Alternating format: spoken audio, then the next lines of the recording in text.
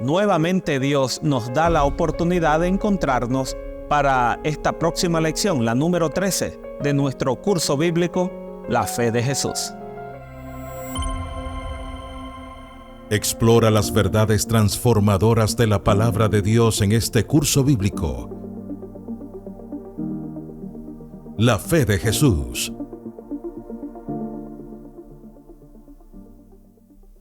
La muerte se compara a un sueño. Así como después de un arduo trabajo viene el sueño reparador, después de una larga vida y llena de trabajos, Dios concede un merecido sueño de descanso.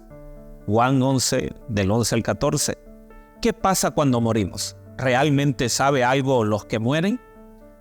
Lo que la Biblia enseña acerca de la muerte.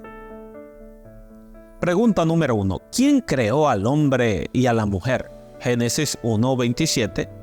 Y creó Dios al hombre a su imagen de Dios los creó. Varón y hembra los creó. Entonces, ¿quién los creó?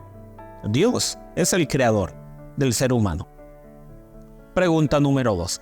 ¿A qué compara Jesús la muerte?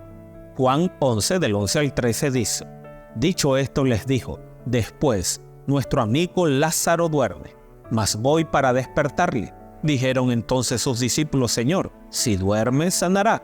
Pero Jesús decía esto de la muerte de Lázaro, y ellos pensaban que hablaba del reposar del sueño. Entonces Jesús comparó a la muerte como un sueño. ¿Saben algo los muertos?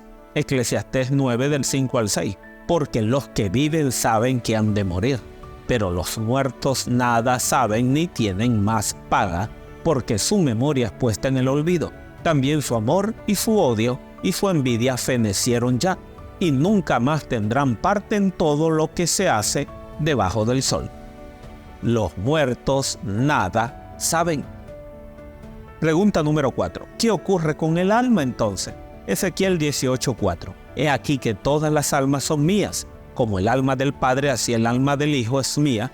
El alma que pecare, esa morirá. Entonces la respuesta es que el espíritu de vida vuelve a Dios. Pregunta número 5. ¿En qué momento recibiremos la inmortalidad o ya somos inmortales? Primera de Corintios 15, 52 al 53. En un momento, en un abrir y cerrar de ojo, a la final trompeta, porque se tocará la trompeta y los muertos serán resucitados incorruptibles y nosotros seremos transformados, porque es necesario que esto corruptible se vista de incorrupción y esto mortal se vista de inmortalidad. Entonces, la inmortalidad la recibiremos en la segunda venida de Cristo. Pregunta 6. ¿Debemos consultar a los muertos? Deuteronomio 18, 10 al 12, Isaías 8, 19 al 20. Y si os dijeren, preguntad a los encantadores y a los adivinos que susurran hablando, responded: ¿no consultará su pueblo a su Dios? ¿Consultará a los muertos por los vivos? A la ley y al testimonio. Si no dijeren conforme a esto, es porque no les ha amanecido. Entonces, ¿debemos consultarlo? No. Por lo tanto, ¿qué debemos hacer? Consolarnos con la esperanza de la resurrección. Primera de Tesalonicenses 4, del 13 al 18. Tampoco queremos, hermanos, que ignoréis acerca de los que duermen, para que no os entristezcáis como los otros que no tienen esperanza. Porque si creemos que Jesús murió y resucitó, así también traerá a Dios con Jesús a los que durmieron en él. Por lo cual os decimos esto en palabra del Señor, que nosotros que vivimos, que habremos quedado hasta la venida del Señor, no precederemos a los que durmieron. Porque el Señor mismo, con voz de mando, con voz de arcángel y con trompeta de Dios, descenderá del cielo, y los muertos en Cristo resucitarán primero. Luego nosotros los que vivimos, los que hayamos quedado, seremos arrebatados juntamente con ellos en las nubes para recibir al Señor en el aire, y así estaremos siempre con el Señor. Por tanto, alentaos los unos a los otros con estas palabras. Creer que Jesús me resucitará. Juan 11:25. Le dijo Jesús: yo soy la resurrección y la vida. El que cree en mí, aunque esté muerto, vivirá. Número 3. Perseverar hasta alcanzar la inmortalidad que Dios nos dará. Romanos 2:7. Vida eterna los que perseverando en bien hacer, buscan gloria y honra e inmortalidad.